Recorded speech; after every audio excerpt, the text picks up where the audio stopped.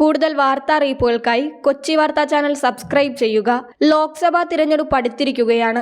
എല്ലാ പാർട്ടികളും തിരഞ്ഞെടുപ്പ് തിരക്കുകളിലേക്ക് കടന്നുകൊണ്ടിരിക്കുന്നു. ഇതിനിടെ രാഹുൽ ഗാന്ധിയുടെ ഭാരത് ജോഡോ യാത്രയും മുന്നേറുന്നുണ്ട്. എന്നാൽ രാഹുൽ ഗാന്ധിക്കും കോൺഗ്രസിനും പ്രതിരോധം സൃഷ്ടിച്ച് മറ്റൊരു കൂറുമാറ്റത്തിനു കൂടി സാധ്യത വന്നിരിക്കുകയാണ്. മുതിർന്ന കോൺഗ്രസ് നേതാവും മുൻ കേന്ദ്രമന്ത്രിയും മധ്യപ്രദേശ് മുൻ മുഖ്യമന്ത്രിയുമായ കമൽനാഥ് ബിജെപിയിൽ ചേരുമെന്ന് അഭ്യൂഹം. സംസ്ഥാന ബിജെപി നേതാക്കൾക്കൊപ്പം കമൽനാഥ് നിൽക്കുന്ന ചിത്രം പുറത്തു വന്നതാണ് കാരണം. അഭ്യൂഹങ്ങളോട് കമൽനാഥ് ഇതുവരെ പ്രതികരിച്ചിട്ടില്ല. മധ്യപ്രദേശിൽ നിന്നുള്ള രാജ്യസഭാ സീറ്റിനായി കമൽനാഥ് കഴിഞ്ഞ ദിവസം സോണിയാഗാന്ധിയെ കണ്ടിരുന്നു.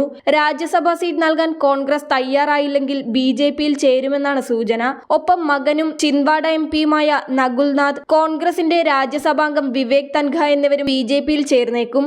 ചിന്ദ്വാഡയിൽ നിന്ന് ലോക്സഭാ സീറ്റ്, കേന്ദ്രമന്ത്രി സ്ഥാനം എന്നിവയാണ് നകുലിനുള്ള വാഗ്ദാനമെന്നാണ് വിവരം. കമൽനാഥിന്റെ വിശ്വസ്തനായ തൻഖയുമായി അടുപ്പമുള്ള ഏതാനും കോൺഗ്രസ് നേതാക്കൾ കഴിഞ്ഞ ദിവസം ബിജെപിയിൽ ചേർന്നിരുന്നു. രാജ്യത്തിനു വേണ്ടി പ്രവർത്തിക്കുന്നവർക്കൊപ്പം നിൽക്കണമെന്ന് ആരെങ്കിലും വിചാരിച്ചാൽ അതിൽ തെറ്റെന്താണെന്നായിരുന്നു കമൽനാഥിന്റെ വരവിനെക്കുറിച്ചുള്ള മാധ്യമപ്രവർത്തകരുടെ ചോദ്യത്തോട് മുൻ ലോക്സഭാ സ്പീക്കർ സുമിത്ര മഹാജന്റെ പ്രതികരണം. ഈ മാസം നടക്കുന്ന രാജ്യസഭാ തിരഞ്ഞെടുപ്പിൽ മധ്യപ്രദേശിലെ 5 സീറ്റിൽ 4 ബിജെപിക്കും 1 കോൺഗ്രസിനും ജയിക്കാം. ഈ സീറ്റ് ലക്ഷ്യമിടുന്ന കമൽനാഥ് കോൺഗ്രസ് MLA-മാരെ നാളെ തന്റെ വസതിയിൽ അത്താഴവിരുന്നിനു ക്ഷണിച്ചിട്ടുണ്ട്. നിയമസഭാ തിരഞ്ഞെടുപ്പിലെ ദയനീയ പരാജയത്തിനു പിന്നാലെ സംസ്ഥാനത്ത് പാർട്ടിയുടെ നേതൃപദവികളിൽ നിന്ന് കമൽനാഥിനെ ഹൈക്കമാൻഡ് നീക്കിയിരുന്നു. ഭൂരിഭാഗം MLA-മാർ ഇപ്പോഴും തനിക്കൊപ്പമാണെന്ന് ഹൈക്കമാൻഡിനെ അറിയിക്കാൻ കൂടി ലക്ഷ്യമിട്ടാണ് അദ്ദേഹം വിരുന്നൊരുക്കുന്നത്. സംസ്ഥാന രാഷ്ട്രീയത്തിൽ തഴയപ്പെട്ട തനിക്ക് പാർലമെന്റിലെത്താൻ അർഹതയുണ്ടെന്നാണ് അദ്ദേഹത്തിന്റെ വാദം. രാജ്യസഭാ സീറ്റ് നൽകാൻ ദേശീയ നേതൃത്വം തയ്യാറായാൽ ഈ മാസം 15-ന്